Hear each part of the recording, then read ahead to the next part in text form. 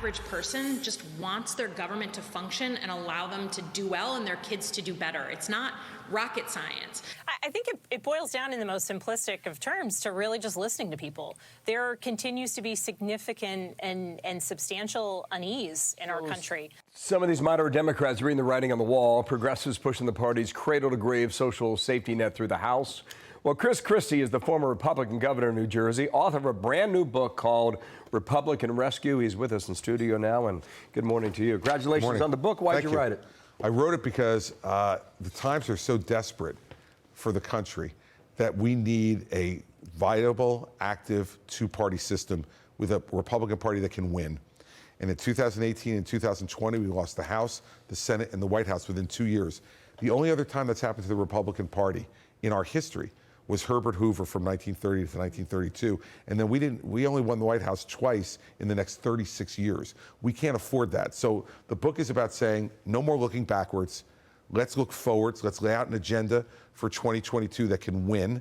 And let's get back to winning again. Because we win, we can govern, and we can stop some of the crazy stuff that we see happen in Washington. Was the Glenn Youngkin race in Virginia, to you, a model for possible Republican wins across the country? No better year to run as a Republican than 2022. No, and it was, Dana. Look, the Youngkin race was executed very well. He talked about Virginia issues. He said, let's eliminate the grocery tax. Great issue. Let's put parents back in charge of their children's education. Great issue. And let's grow jobs in Virginia. And that's all he relentlessly spoke about. And Terry McAuliffe, his opponent, ran on the past, ran a bunch of Trump ads and all the rest that he thought was going to demonize Glenn Youngkin. But people in Virginia looked at him and said, he doesn't look like Donald Trump to me. He looks like Glenn Youngkin. We have to run races all across the country like that. People need to be authentic, genuine, and talk about the issues that voters care about, not the grievance politics and the vendetta politics of the past. That's not going to win us elections. It seems, for some Democrats on the Hill, maybe a lot of them, for fact, think that they have not done enough with their majority, and that's the reason why they lost, and therefore they're pushing forth more spending. What is the read in New Jersey and in Virginia among independents and Republicans on that? Well, independents went big for Jack Ciattarelli, even though he lost the governor's race by 2.5 points. Independents went very big for him. And what you're seeing across the country among independents, I think, is that Joe Biden ran as a centrist uniter. That's what he was going to do. And now he's governing as someone left of FDR. And they feel like they've got buyer's remorse. They're like, that's not what we voted for. He lied to us. He lied to us when he said he was going to be a centrist and a unifier. And so I think what they're saying on the Hill, I want them to go ahead, keep trying to push this stuff. The more they push it, the bigger the losses will be in November, in my mind. And we need to, as a Republican Party, though, to not be making the same mistake about talking about the wrong things. We need to be talking about the future. We need to be talking about crime, jobs, education, inflation, and what our prescriptions are for all that. So Frederick DeBoer in the New York Times said that Democratic socialists need to take a hard look in the mirror, that it's time for young socialists and progressive Democrats to recognize that our beliefs just might not be popular enough to win elections consistently. It does us no favors to pretend otherwise. So the Democrats can't say that they weren't warned, right? You could pick up any newspaper, every liberal-leaning pundit is saying, whoa, wait a minute, guys. But at the White House, they're not saying that. No, because they're pushing even harder. I think that's so strange. Well, I think it's because they hear the clock ticking, Dana, on two different things. One, on their majorities in Congress, and they feel like if we don't do it now, we're never going to get a chance to do it. And two, they hear the clock ticking on Joe Biden's presidency. There is no chance that this guy is anything but a one-term president. He was always seen as a transitional figure. And all this malarkey that he's putting out there that he's going to run in 2024, I'd be willing to bet every dollar I have in my pocket. Even the Democrats don't believe that, right? No, and so that's why you're seeing desperation. What is your thinking about their philosophy, they being Democrats in a case like this, where 11 years ago they passed Obamacare, and as we've said many times, nobody predicted they'd lose 63 seats in the House.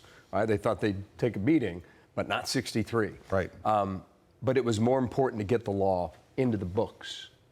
And some of these programs right now are considered to be the same way. Do you believe that is the play among Nancy Pelosi and others, but maybe not the moderates within the party? No, I think that's exactly the play, Bill. I think you have it read perfectly. Because here's what happens in our country, and Dana knows this from her time in the White House. When you give people something, it's hard to take it back. You know, so Obamacare was given, and they lost 63 seats, but Obamacare's still here. Even when we had majorities, we didn't take it took away. a few turns for them to get the majority back, and they were willing to bite the bullet on that. And you're Right. saying that Pelosi and others are willing to do the same. Do it while we got And it. it continues to grow because in the bill that they're just trying to pass, there's even more money for Obamacare subsidy. So that's Exactly right. that's that idea. I wanted to ask you also just one other thing about New Jersey because it was so close that Jack Ciattarelli could have won, but there wasn't a lot of attention on the race. There wasn't a lot of money for the race, and the polling was wrong. And the pollster from Monmouth, who did that big poll that really dampened everything for the Jack Ciattarelli campaign, came out afterwards and said, "Oh, whoops, I really screwed up." Is that common in New Jersey, and do you think it is replicated across the country? Yes to both. Look, let me be clear. Patrick Murray is a Democratic hack operative who is disguising himself as a college professor at a liberal university, and his polls. So our audience knows he's at Monmouth University, Yep. which is considered what the poll in New Jersey, correct? Well, by some people. I think he had the race at 10 points. 11. 11 points right up until election. 11 the Wednesday before the election. It wound up being a 2.5-point race. And he said afterwards, Trump voters won't speak to me. That's why my poll was wrong. Well, how about telling us that when you put the poll out that says it's 11 points, but I didn't speak to Trump voters? Right. Well, if you were honest with it, it wouldn't have dampened. And I will tell you, if you put Jack Ciattarelli in the air, he would tell you it dampened his fundraising in the last 6 days, and it dampened enthusiasm among some voters who thought the race was over. Could certainly affect And I think turnout. I think it's being done in a partisan way.